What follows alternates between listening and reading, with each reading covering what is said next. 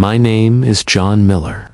I'm 72 years old, and I've been carrying a story inside me for more than half a century. A story about betrayal, patience, and the kind of revenge only time can ripen. People say time heals wounds. For me, time sharpened them. When I was a boy, about 16, my family owned a stretch of farmland just outside a little town in Kansas.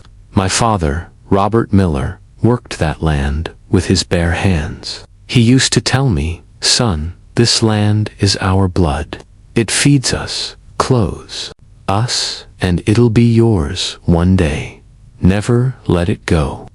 I believed him, and I worked alongside him every day.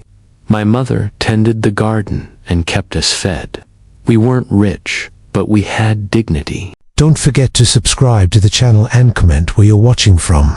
That dignity didn't sit well with some people. The Prescott family, wealthy landowners in our county, wanted more than what they had. They wanted everything. My father was a good man, but he trusted too easily. One day, Mr. Prescott came to our house with papers. Said it was a temporary agreement, something about a loan to help us through a rough season. My father, not a man of much schooling, signed it. A month later, men came to our farm with wagons. They said the land was no longer ours. Just like that, we were thrown off. My father's face when he realized what happened, I'll never forget it. It wasn't just pain, it was shame. They hadn't given us a loan, they'd tricked him into signing away our deed. Prescott smiled as he watched us leave. Within a year, my father was dead. Heartbroken, my mother tried to hold on, but poverty wears people down. I took odd jobs, worked in factories, hauled lumber. Every time I passed that farm, my farm, and saw the Prescotts living large, rage burned. Inside me, I was just a boy, but I swore to myself, one day, I'll take it back. Life went on, but bitterness was my shadow. I worked construction in my 20s, drove trucks in my 30s. I saved money, penny by penny, but never enough to buy back what we lost. I married once, but the anger inside me made me hard to love. She left, I can't blame her. Years rolled by. The Prescotts grew richer. They built a mansion right where my father's barn once stood. Every time I drove past, I could see them laughing, drinking on their porch, like kings. And I was the man they'd stolen everything from. I kept my anger quiet, though I didn't yell, didn't fight. I waited. Sometimes waiting is the sharpest weapon a man can have. When I turned 65, I retired from trucking. Most men would slow down, but not me. I felt more awake than I had in years. I started digging.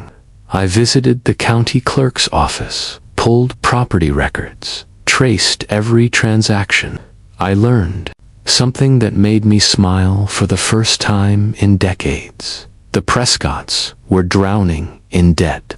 They'd borrowed against land, mortgaged properties, gambled their fortune away. On the outside, they still looked rich, but on paper, they were bleeding. I hired a lawyer, a sharp young woman named Sarah, who didn't flinch when I told her my story. We went through every record, and then we found it. The deed my father had signed all those years ago was flawed. Prescott had filed it wrong, skipped a signature, forged a date. Back then, no one noticed, but legally, it meant their claim was shaky.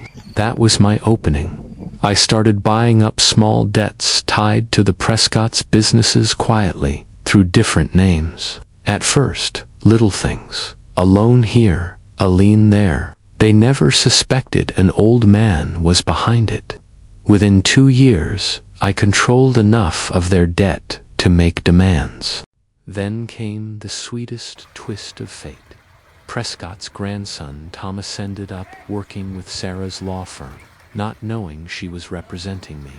The boy idolized his grandfather, but he was careless, bragging about family finances. He leaked information without realizing it. Every word was a gift. Finally, last year, I struck. We filed a lawsuit, challenged the original deed, and called in the debts I'd collected. The Prescotts were cornered. To settle, they had to give up the land, my land. After 56 years, it was mine again. I walked that soil the day the papers were signed. I stood where my father once stood, where he bled his hands raw. I knelt down and put my palms in the dirt. I wept like a child. But my revenge wasn't just legal. I held a press conference in town. I told everyone the truth, how the Prescotts had stolen from us, how they'd lived off lies. Their reputation collapsed overnight. That mansion foreclosed. That family name ruined. One of the Prescotts came to see me afterward, the old man's son, now in his 60s. He spat at my feet and said, "You destroyed us." I looked him in the eye and said, "No, your father destroyed us. I just returned the favor." People ask me if I went too far. I took their fortune, their land, their name. But I ask you, what would you do if someone stole everything from your family, and you carried that wound for a lifetime? Would you forgive, or would you take it back like I did? Do you think I went too far, or was this justice long overdue?